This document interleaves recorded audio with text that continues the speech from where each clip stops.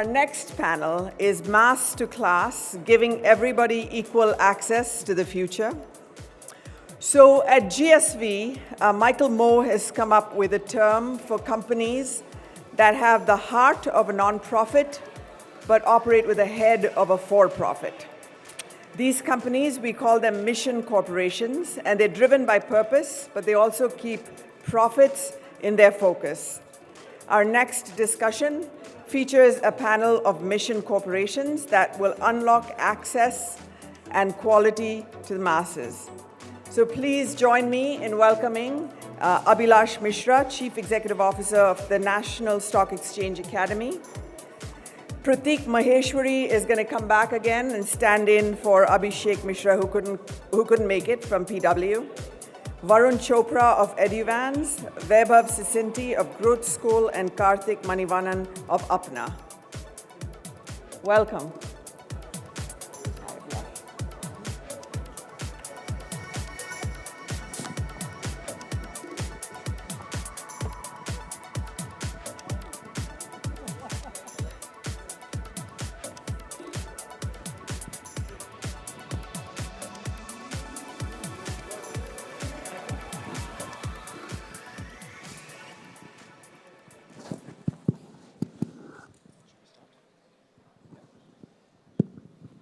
Namaskar, good evening. I'm sure this has been a fantastic day for you. I've been enjoying the energy and the vigor ever since I entered this place at around 3:15, but I'm sure most of you are here since morning. And 2 more days for excitement and a lot of networking opportunities. I find so many deals getting cracked. I was in the room few moments back, and I can tell you a lot of deals are happening here.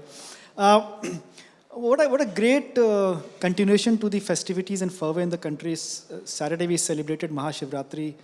Sunday was the Shivaji Jayanti, and today we are celebrating the success of the Edtech innovation and the future for all of us as we go forward to the 5 trillion economy goal and the ambition that the nation has. If by 2025 we have to reach a $5 trillion goal, human capital is the biggest resource which will make it happen. And some data points, I wanted to just set a context for our experts here to share their views on. United Nations publishes a human capital index, which is published since 2018. As of 2020, we are 116th in the world. Now, what does human capital index mean? This is an annual measurement by World Bank, to indicate which countries are best in mobilizing the economic and professional resources of its citizens or potential of the citizens of the country. Countries like Thailand, Sri Lanka, UAE are ahead of us, talking about the neighbors also. Some might argue we are a large country, large geography, large population, but the fact is also that we have the biggest demographic dividend available with us, which is the young population, people who enter into a job stream very early in career, and we don't have a dependency ratio as of other countries. Just to give you some statistics, for those who are not familiar with this, even some of us, this was a learning for me as I was researching for this session here. 6 lakh plus villages, 15 lakh plus schools, 1,000 plus universities. This is approximations I've given you, 43,000 colleges, 65 lakh graduates every year, including 15 lakh engineers who graduate every year. This is the supply side. Demand side, the data from a research by Mint a year back says 80 lakhs jobs get created at entry level across sectors in the country. Now there's a mismatch somewhere. Jobs are more than the graduates graduating. So what is missing? Is it employability? Let's look at the numbers.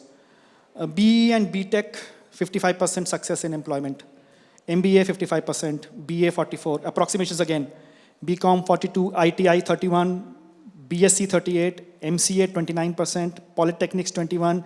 B Pharma, 44%. I'm not taking medicine or other opportunities in career. This is the demand and supply equation. But the fact and the truth also is in front of you that top 24 companies globally, their CEOs are Indians, which means something has been done right. Where is the follow-through not happening? If these global leaders, including the recent one, which is Neil Mohan at YouTube, are Indians, why are we still struggling to find jobs or employability and the gap is not getting filled? Now, to answer this question, we have our experts here who are going to solve this conundrum for us. And let me reach out to first Pratik Maheshwari, to you. India is a nation for competitive examinations. Competition was the first priority when I graduated 30 years back, so you can know what my age is. And it is still the same scenario when you talk to your friends who still want their kids to appear through competitive examination, despite the fact that we realize the world is not the same which was 30 years back. And you've been a pioneer in this. You are a recent Unicom. Physics Wala started as a competitive prep examination provider. Now you also offer skills as part of your offerings. I have a question, and I'm sure the audience would also know. Is the goal to provide alternative options for those who don't qualify in examinations, or complement the learning journey of those who qualified? Some people may also observe it's a smart play. You get somebody for a competitive examination, but continue to offer them services beyond even if they don't qualify. Your thoughts on this? Thank you. Like, pretty lengthy question, first of all. So, like, I like to keep my answer very simple, fundamentally, when I prepared for IIT, and the urge for going into a good college or a good university is employability. Your odds of getting jobs becomes higher and higher. We know that 90% of our audience will not able to make it to IIT or any good medical colleges because the seats are limited. But that doesn't mean those kids are not talented. They will go to a private college or any other tier 2, tier 3 college. And fundamentally, what college is offering and what industry is demanding is there's a huge gap between both the things. So the college education, not just in India, globally, we see the same trends that, so the colleges are not innovating at the pace the industry is innovating. So there's a great gap between what college is giving to the students and what industry is demanding. So that's the genesis of PW skills. The playbook is the same, so build a great community, but the course delivery is little different. When we talk about pedagogy in terms of PW skills, it's not just like video delivery. It's more towards hand holding. You actually help a kid to do hands-on thing. It's a lot of practical learning. It's a lot of assignments. It's a lot of live internships in it. So that's the genesis of PW skills, and we partnered with iNeuron to venture into that. And in current college space, we 1.5 months back we have launched, and 25,000 kids are studying with us, mostly college kids, in just 1.5 months. So that's how we ventured. We started with full stack coding and data science program, front end development program, and 3 to 5 courses we have launched in past 1.5 months, and we got good traction. So ultimately it's all about jobs. So that's what we see. And we see a great trend of in students learning coding in early days. So we just wanted to ride that wave, and I can my fellow mates can answer this better, because we've just ventured into skills, learning that how we can penetrate and create value more and more. But the thesis is very simple. The ultimate learning outcome is how you enable a college kid to having a better job. Great, thanks. Next question is to Varun here. I always say this. There are 3 scenarios in the Indian context, and for those who don't follow Hindi here, one is padhai ki ladai, which is access to education. It's difficult to access education, number 1. Second is padhai pe ladai. Do I work or do I study? Now, this is the conundrum that people face when they look at upskilling themselves.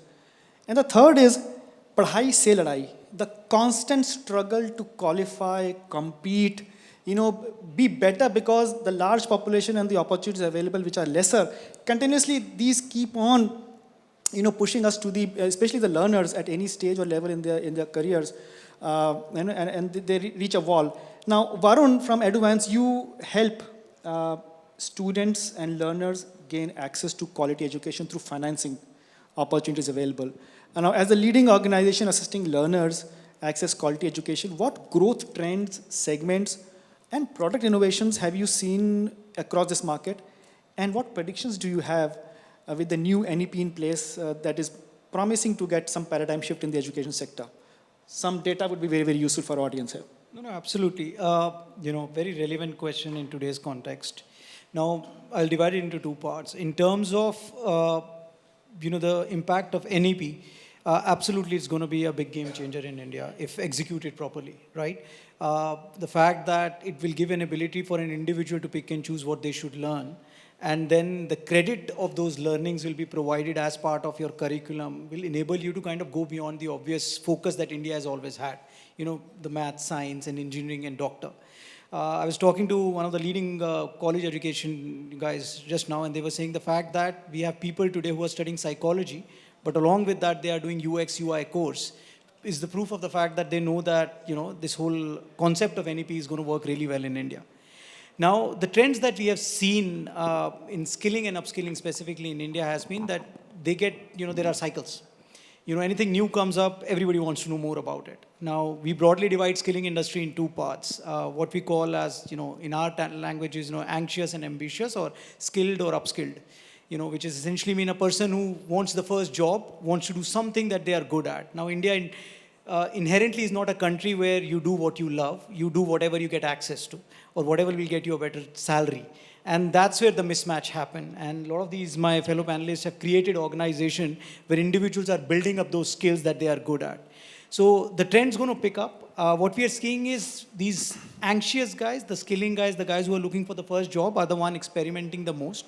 So these are the guys who are now going beyond obvious, doctors and all to learn data science, analytics. These are the guys who are looking at UX, UI, digital marketing. Startups today, every third or fourth employee I heard was a digital marketing or an SEO expert. So there is a demand for these individuals, which earlier was unheard of. When we started Eduvance, I think we had an SEO expert just 6 months ago. And I was very surprised that these guys are so much in demand that we couldn't hire a guy. So the trend is definitely changing. I think individuals are learning a lot more differently than we used to be. The sectors like healthcare will pick up really well. There are countries outside India that are aging. People in India are getting younger and younger. There are close to 350 million people in the age group of 16 to 40 in India. These are the guys who are willing to experiment now, and they're going to be going abroad to a lot of these courses. Surprisingly, logistic as a sector, e-commerce as a sector are doing really well. And there is a lot of demand that is coming from Middle Eastern countries for those. I'll give you a quick start that close to 11,000 people got employed when Qatar World Cup happened from India, just to drive taxis around. Right? And they made so much of money when they came back to India. Today they're saying we don't need to do anything for next 12 months or 18 months. Now, so they want to now upgrade themselves and look for these specific opportunities. So I think one of the trends that's going to come is people going to skill themselves in a very niche area for which a demand going to come because of certain set of external event in the ecosystem. But that demand will pay them enough money to come back and say that I can continue, be a specialized guy rather than become a generalist guy and do a job, 9 to 6, that how we were used to. So they won't take your loan? Hopefully, yes, they will. You don't want to be one of the pushy guys. But the good thing about loans are that, for example, we lend at 0%, right? Partnering directly with these institutes make the job of the thought process of doing that course very easy. Yes. Finance is the biggest roadblock we see in India because education loan was inherently always looked at. Parents always take care of that part of your life. But I think 0% loan in partnership with institutes are not just helping institute to convert, but the learner also take a decision much faster. Great, and that's a great way to remove the friction in the entire journey for a career seeker. Let me come to Karthik next. Karthik is part of Apna. Amazing name, and I was listening to the story how the name came across. Apna mentioned itself as #1 professional platform. I have a question for the benefit of our audience. What is a professional platform and how is it different from other career platforms? Yeah. So I think for the audience maybe who don't know what Apna does, we are a jobs professional networking and a skilling platform for, I think probably every job that is not in this room, right? Which is blue collar, gray collar, typically what we call, all the way from the sales associates who call you to sell an insurance, to people who greet you at the retail store or a hospitality place, all the way till the delivery person who gives you the Swiggy order, right? So that's the breadth of what we do. To your question, I think, across everybody, there are only 3 things that we need a professional network for, right? One is to say, hey, what is the right job for me, right? Where do I even get started? Second is, how do I go about cracking this, right? Like, I know this is the job I want. Can someone guide me? Hey, what do they ask for? What is this company like? Do I fit in this company's culture or skill set? And the third is, once you're in the job, how do you be better at it, right? So this doesn't matter whether you're an engineer, whether you're doing any job. This is true for everybody, right? So the nuance that we have in the gray and the early white, as we call it, is once you get out of college, this ecosystem goes away, right? What you typically get this 3 help is from your college seniors, typically. When you get to sit for placements, they tell you what to do. But the problem is in your metro, beyond metro, if you think of the last 50th percentile of colleges, placements are abysmal today, right? So half of them come into the jobs market not knowing, hey, where do I even get started? So that is where we started with the jobs marketplace, but the whole discovery doesn't get solved, right? So they're like, to your point, anywhere you open, there are 100,000 jobs. So I don't know what to apply for now, right? And to the extent, how much ever you do product handholding, we've seen peer-to-peer networking and peer-to-help is what actually solves even the discovery problem, right? Like saying, hey, I did this, try it out, etc. is what we think is going to unlock a lot of this value. So we have about 30 million users, about 7 million people chat with each other, and topics range between, hey, I know you are in this job, in this company, can you give me a referral, right? So even if it's not in the marketplace, they kind of reach out to the users and ask for referrals. Second is tactically asking, hey, how do I crack this interview, right? Third is, how do I be better? Some of these are very interesting, like a delivery boy. We never thought they would have these conversations, right? But the highest asked question is, hey, I'm in Bangalore, I do these areas, how do I maximize my variable pay, right? And some of the other delivery boys tell them, hey, here is the peak hours, here is where you need to be stationed, do 3 hours of grocery delivery in the morning, do 3 hours of something else during the day, and that's how I maximize it, right? So for a person who looks for 500, 700 bucks extra every month, this is invaluable advice, right? And you won't get it anywhere else other than the peers whom you work with. And I think the third part, which is super important for us, is none of these are careers in that sense, right? Nobody wants to be a delivery boy forever. So they also lack advice in terms of, hey, how do I get a profession and a career going, right? So some of what we are doing right now is where the skilling part sits for us, is, hey, can I get a delivery boy to become a telecaller with Zomato, for example, right? Or say, for example, a telecaller who's been doing this for 3 years has now motivations to become a manager or move laterally to a sales job, right? So how do we kind of enable that? Because while we do a lot for typically engineering, upper strata of the white-collar jobs, the same problems exist in every other job as well, right? The problem is this is not a market where skills are graded, right? Like what makes you a great customer executive, right? Nobody knows. JD typically says, hey, you should have good English, good customer experience, right? Like how do you even measure that, right? Like, or the second, what we typically use is B schools or graduation certificates as one of the criteria in white collar, which also doesn't exist in the other places, right? So there's a lot of ripe advantage to kind of create even a skill taxonomy in that sense, and then get them to move in that taxonomy higher and higher.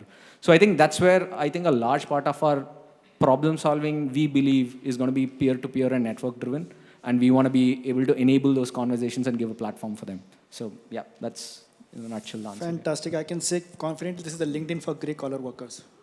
We hope to be called the other way around at some point, but yeah. Fantastic. Coming to LinkedIn, the next speaker here, I'm a huge fan, and I must recommend the course that he conducts himself, which is the LinkedIn Learning. I hope there's nobody from LinkedIn here. He has some unique tools in his hand how to manage LinkedIn. I've done that course for 5 days. So, Vaibhav, you have cracked a unique space which was not existing before the pandemic, and great to you. You identified a unique gap in the market, and what started as a simple workshop with 2 assistants, as you mentioned, and of course, Fifi, your dog at home in Mumbai during the pandemic, has become a 140 plus employee strong organization in Bangalore. They have a swanky office. I have to visit that someday.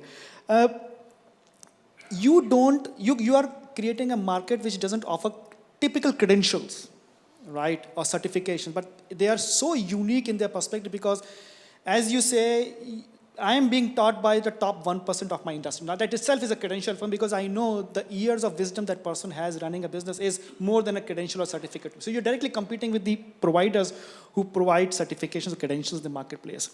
I want to have your thoughts. How will the traditional certification and credential space be impacted with the growth of the work that you're doing and other players that would come in as experiential learning provided by experts becomes more popular compared to academicians? The second part of the question is, how open are recruiters or employers recruiting your learners? I think that will close the loop. So over to you. Awesome. To start with, what a pleasure to be here and to be part of such an amazing panel. Thank you for having me here. Well, here's the thing, right? The line says it all, giving everybody equal access to the future. And this is, when we think about something like this, we think about, oh wait, are we talking about people who are sitting in a village with no internet? Well, that's not true. It happens to 99% of the people. And it's not just India, all over the world when I say this. What I mean by this is, when was the last time we opened a job description to only see that, hey, please apply only if you're from A, B, C college. Please apply only if you have a degree from place X, place Y. What does that mean? Does that mean if you're not from one of these schools or colleges, you're not good enough? Well, that is the biggest question that we have to answer, and that is what gives you equal access. An equal level playing ground is where you're assessed based on what you're capable of, not what your degree or your resume or everything else says. While there's nothing to take away from these brilliant schools that are out there, sadly, not everybody can get into it. That doesn't mean that you can restrict or you should restrict people from getting access to the best opportunities out there, right? So when we say this, right, like the best way to solve this is by imparting the right value of education. And the way we do it at Growth School today is, hey, teach people the stuff that is being used in the job today, right? And the moment we start focusing on that, we can focus on that 20% which is used 80% of the time. Two, who are going to be teachers? When we talk about this other 99% of the colleges or schools out there which are not in the top grade, if you look at the teachers there or professors there, nothing against anybody, but most of these professors and teachers are people who studied in the same college, couldn't get a job, and now are your professors. I came from one of these, so I know what I'm talking about, right? And the third part of it, which is the beauty of network that you get access to when you're in a great school and college, is actually, in a lot of times, a negative effect in a regular college, because even if there are 5% people who want to make things happen, there's a 10-15% audience in that college who say, who the hell are you? You think that you can make it happen? Look where you're sitting, the network around you, right? And we said, hey, let's solve that. Get the best people together, get people who you want to become to teach you, get the curriculum done, which is being used in the job today, and sit around with people who are like you, who are willing to question the status quo, right? And we built Growth School, and probably thousands and thousands of jobs have been generated already. Now, coming to the certification part of it, right? So, I mean, certifications, see, I'm going to ask everybody a question, right? Everybody, how many of you valued a blue tick on Twitter a year back? How many of you value a blue tick today, now that you can pay $7 and get it? That is the difference between going to a college by making it versus buying into getting a certification, right? So for us, the future of equal access or learning or growth doesn't come from a paper of credential which can be bought, but actually by doing things, and we call that proof of work. Fantastic. And last part of it, in terms of hiring, Yep. when recruiters compare two people, they know who is the right person to pick up, right? So we've never had a challenge in that game as well. Great. I think the job market, the employers, the recruiters also are realizing the value of real ground level experience may or may not complement a traditional credential or a degree. Fantastic. Varun, coming to you now. This is the second part of the conversation. The first part was, of course, discovering where we are and how do we get a peep into the future. Let me ask the experts here. Where is India compared to the global standards in the student loan market and financial aid? What are we doing better? And what can we learn from other countries? Yeah. So, to be honest, we are nowhere close. And which is very surprising, right? But that could also be because of the inherent culture, as I was mentioning earlier, in India, where parents, whether you have food on the table or not, education becomes inherently very important. So that they arrange for. But if you look at some data, it's staggeringly different, right? In developed countries like USA and all, almost 70% of a class today have an education loan. In India, that ratio is anywhere between 11 to 13%. In US, you have a $1.7 trillion education loan, sector, 45 million students. In India, it's $11 billion, right, and 3.5 million students. Now, when you look at these stats, you believe, India maybe is less populated, right? But, well, let's just be honest here. That's not the case. So it's education loan as a tool has never been used effectively in India. It has always been used as a matter of, can you hide that I'm taking an education loan, right? And the way the banks were giving these loans, financial institutes in India were, where parents would come as a co-borrower, put house as a collateral. Now that is not a very effective way of encouraging a child to put your parents on that kind of a spot, right? So that's what is changing now. The way the innovation that's happening in India is one, unsecured loans are becoming very common. So it's about, even you can take a $100,000 loan today, which is unsecured. By the way, on average, India's education loan is around 7.5 lakh rupees. In US, which is around $1,000 or $10,000, and in US, it is around $48,000. So there is still a gap, long gap to be filled up. So what's happening? We're seeing a lot of innovation. So for example, income share agreements with some of the EdTech institutes have started. It's a brilliant way of getting people to do a course and pay only when they are ready, when they get employed. We're seeing a lot more traction from private players. We are working with a lot of education institutes today who are saying, we will take guarantee of a student. You charge a lesser EMI, but charge only when they get a job. So we are seeing a lot of ways of constructing these EMI which are not normal, but they are like, peaks and troughs, mimicking the behavior of a learner when they get into this market. We are seeing a lot more employers getting involved in it, where they are guaranteeing jobs, so they want to be part of this thing. So upskilling is all about where employers are paying on behalf of the borrowers. From the government perspective, there are a lot of initiatives, right? PMKY started for, lower segment of the strata. There are scholarships that are being given today. Interest rate is still a challenge in India. On an average, Indian education interest rate is anywhere between 9% to 13%, while in US it's only 2.5%. So again, a big deterrent. But for example, with organizations like us, and there are more and more coming, we partnered with institutes to offer loan at 0%. So that takes away. And I think the last big thing that has happened in education loan, it's getting digitized.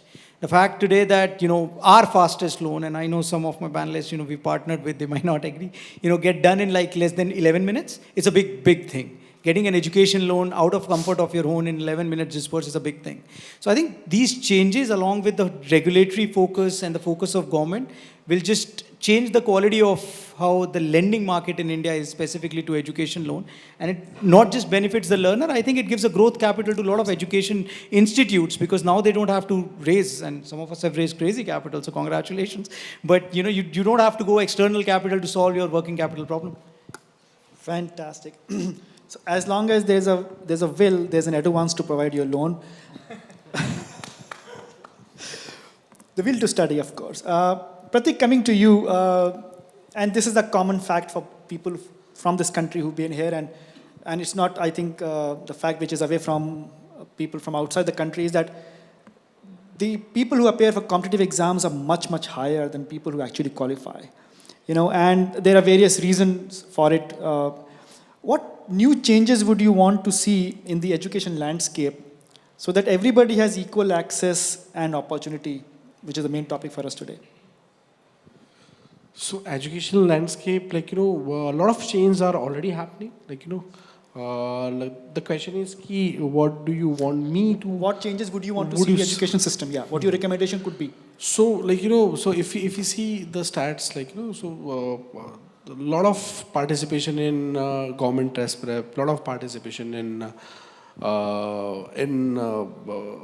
aspirational exams like JEE NEET, but seats are limited. Like, so you cannot expect government to do this job, but government is really opening up with the to improve the gross enrollment ratio. So India sits on a 27% gross enrollment ratio. I was a part of another panel also. So 63%, 73% of India drops out of class 12th, and they didn't turn up for a college degree.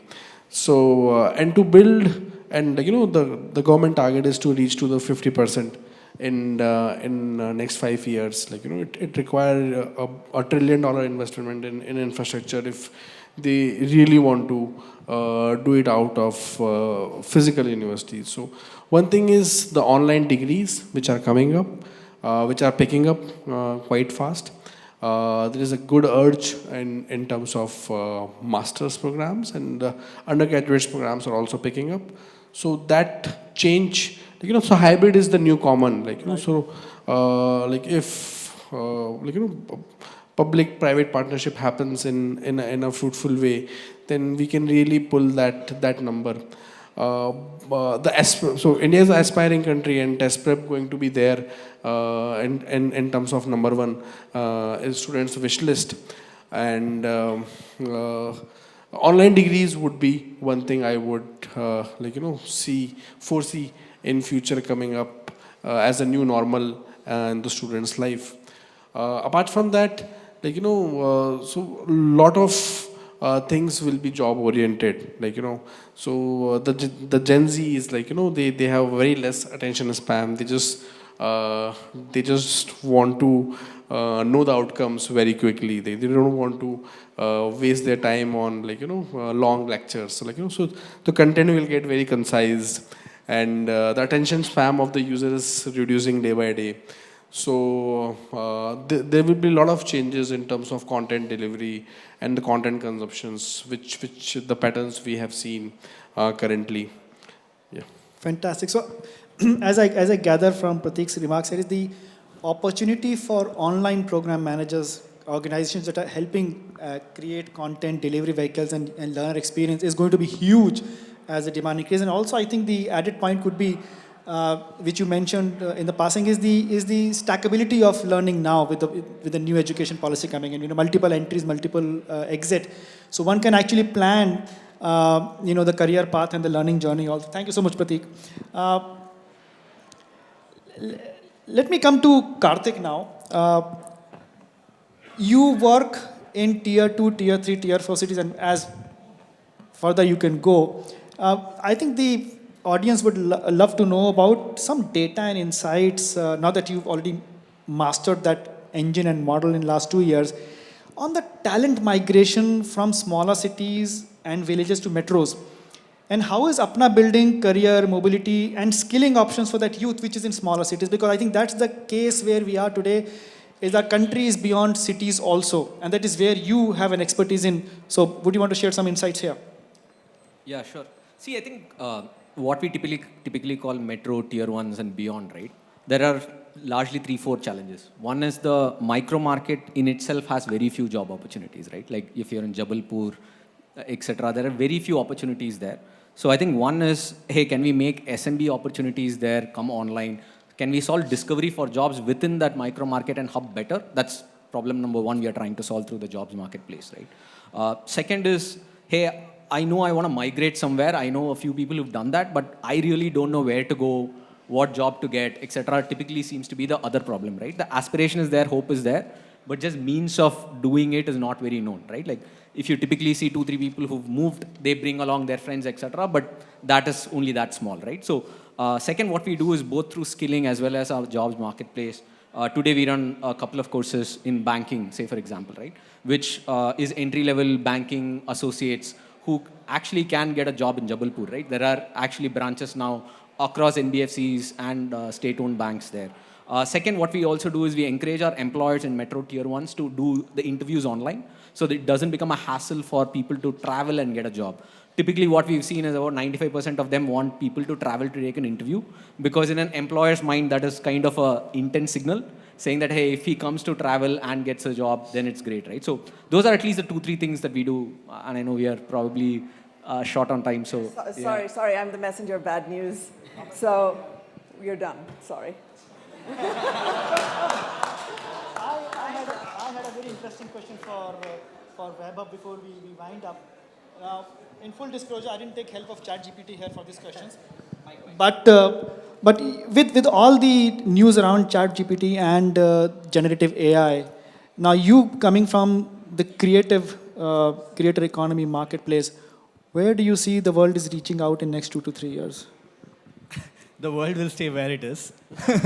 I mean, people who can leverage new tech are going to move much faster than others. I think this is all assistive rather than disruptive as of yet.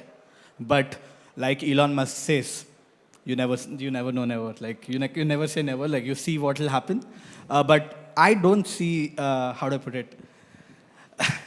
So the future of how you could do well when it comes to AI and all bottles down to how well you can ask questions. Because if everybody has access to the same tool, your input is the differentiator all of a sudden, right? So, I've been brushing up my Googling skills for a while now. So anybody who is a little paranoid about what happens there should probably brush up their Google skills. That's it. We're all good. Thank you so much. You've been a fantastic audience. Thank you for your attention and time. Thank you to our panelists here. The Bharat is in safe hands. I can promise you that. Thanks, guys. Thank you all. Thanks so much. Thanks for the work that you do with as mission corporations.